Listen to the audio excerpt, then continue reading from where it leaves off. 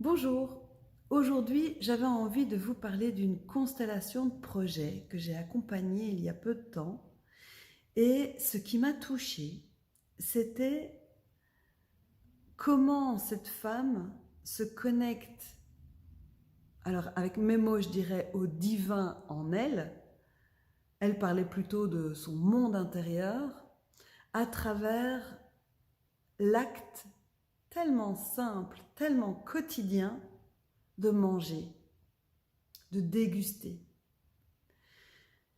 Je trouve ça particulièrement fort parce que ce que je vois autour de moi, c'est qu'on est même capable de manger seul devant les écrans, complètement déconnecté de son assiette, euh, en regardant des trucs qui captent nos émotions, qui n'ont rien à voir avec ce qui est dans l'assiette, avec aucune reconnaissance de ce qu'il a fallu pour que ça vienne dans notre assiette.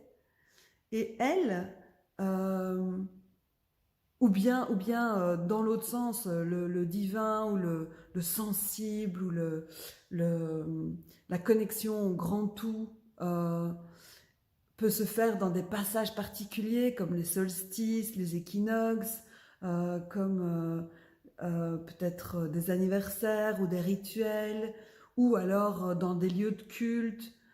C'est comme s'il y avait des démarches à faire, alors que ce qu'elle expérimentait, c'était dans son palais, dans son palais intérieur, dans sa bouche, et ça lui permettait de pouvoir être dans une grande présence à elle-même. Et donc, pour moi, c'était une invitation que je vous lance, à vous aussi, à pouvoir mettre de la présence dans les actes quotidiens, faire la vaisselle, faire un gros câlin, regarder les bourgeons qui poussent déjà pour se préparer à l'hiver et puis au printemps. Euh, Comment tout ça dans notre quotidien peut être resacralisé, une présence à notre corps qui nous amène à bien plus grand. Bon, moi j'y suis pas hein, sur ce coup-là.